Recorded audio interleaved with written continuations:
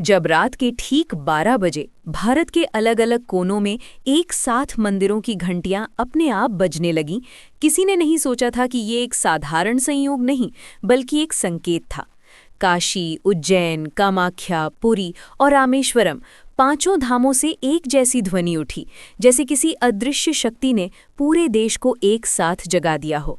कुछ लोगों ने इसे हवा का खेल कहा, कुछ ने तकनीकी खराबी, लेकिन जो साधु उस रात ध्यान में बैठे थी, उन्होंने उसी पल अपनी आंखें खोल लीं। उनके चेहरे पर डर नहीं था, बल्कि एक गहरी पहचान थी, जैसे वे इस पल का इंतजार सदियों से कर रहे हों। अगली सुबह तक सोशल मीडिया पर हजारों वीडियो आने लगे। कहीं मंदिर का घंटा बिना छुए हिल रहा था, कहीं दीपक बिना हवा के कांप रहा था, और कहीं साधारण लोग अचानक संस्कृत के श्लोक बोलने लगे थे, जबकि उन्हें संस्कृत का एक अक्षर भी नहीं आता था। विज्ञान इसे सामूहिक भ्रम कह रहा था, पर आस्था के लोगों को पता था कि कुछ बहुत बड़ा घट चुका है। कलयुग, जिसे हमेशा अंधकार का युग कहा गया, अब अपने असली रूप में प्रकट हो रहा था।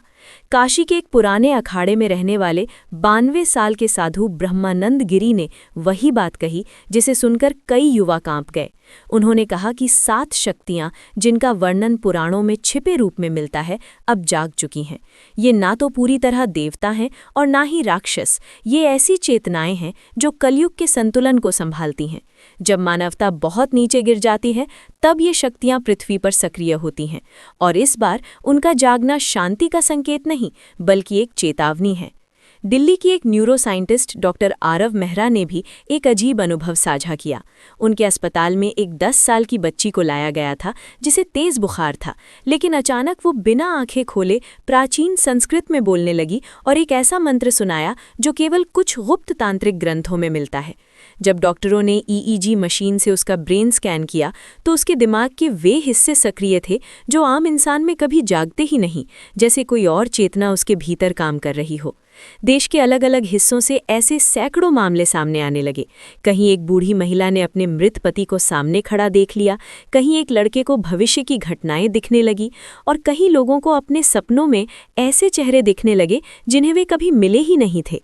साधुओं का कहना था कि ये 7 आत्माएं जो अब सक्रिय हो चुकी हैं, मनुष्य के अवचेतन से जुड़कर खुद को प्रकट करती हैं।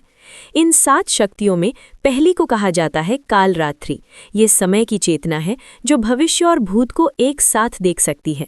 जिन लोगों को अचानक भविष्य के सपने आ रहे हैं, वे अनजाने में कालरात्रि से जुड़ चुके हैं।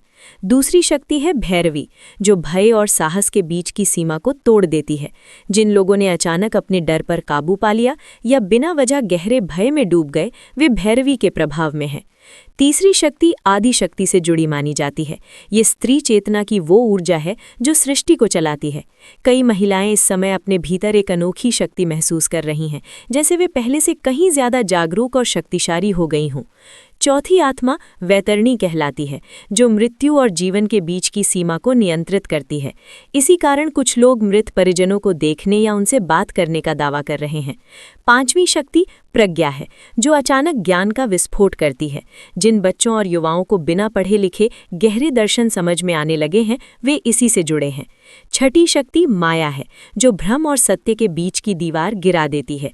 इसी वजह से कई लोग ये तय नहीं कर पा रहे कि जो वे देख रहे हैं वो सपना है या हकीकत। और 7वीं सबसे खतरनाक और रहस्यमयी शक्ति रौद्र है। ये क्रोध और विनाश की ऊर्जा है जो तब जागती है जब मानवता संतुलन खो देती है। दुनिया भर में बढ़ती हिंसा, अचानक होने वाले दंगे और लोगों का बिना कारण आक्रामक हो जाना, इसे रौद्र का प्रभाव माना जा रहा है। इन 7 शक्तियों का एक साथ सक्रिय होना पुराणों में केवल एक बार बताया गया है।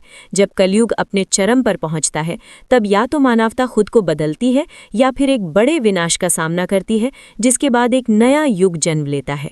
यही वजह है कि कई संत कह रहे हैं कि आने वाले कुछ साल इतिहास बदलने वाले हैं। एक गुप्त साधना केंद्र जो हिमालय की गुफाओं में स्थित है, वहां के साधुओं ने बताया कि उन्होंने ध्यान में एक दृश्य देखा। पृथ्वी के चारों ओर 5 प्रकाश के स्तंभ खड़े थे और उनके बीच मनुष्य जाति खड़ी थी, भ्रमित और डरी हुई। उन्हें एक विकल्प दिया जा रहा था, जागो या मिट जाओ। इसी दौरान एक साधारण सा लड़का जो बिहार के एक छोटे गांव से था, अचानक पूरे देश में चर्चा का विषय बन गया। उसने लाइव टीवी पर बैठकर ऐसी बातें कहीं जो अगले हफ्तों में सच साबित होती गईं। उसने कहा कि ये 7 शक्तियां किसी को नुकसान पहुंचाने नहीं आईं, बल्कि मनुष्य को उसकी असली चेतना याद दिलाने आई हैं। लेकिन अगर इंसान अपने लालच, नफरत और अहंकार से बाहर नहीं आया, तो रौद्र और माया मिलकर ऐसा तूफान खड़ा करेंगे जिसे कोई रोक नहीं पाएगा। लोग पूछने लगे कि क्या ये सब सिर्फ भ्रम है या सच में कोई अदृश्य दुनिया हमारे चारों ओर सक्रिय हो चुकी है। वैज्ञानिक अब इसे क्वांटम चेतना और सामूहिक अवचेतन से जोड़ने लगे हैं, जबकि साधु इसे सीधा कलयुग का संकेत मानते हैं। अगर आप इस वीडियो को देख रहे हैं और आपको भी हाल के दिनों में अजीब सपने, अचानक डर या कोई अनजानी ऊर्जा महसूस हो रही है, तो आप अकेले नहीं हैं। शायद इन 7 शक्तियों में से कोई आपके भीतर भी दस्तक दे रही है। सवाल सिर्फ इतना है कि आप उसे पहचानेंगे या नज़रअंदाज करेंगे, क्योंकि पुराणों के अनुसार जब ये शक्तियां पूरी तरह जाग जाती हैं, तब मानव को अपने कर्मों का सामना उसी जीवन में करना पड़ता है। कलयुग अब केवल एक युग नहीं रहा, वो एक परीक्षा बन चुका है, और इस परीक्षा में हर इंसान अपने आप में ही अपना सबसे बड़ा मित्र और सबसे बड़ा शत्रु है।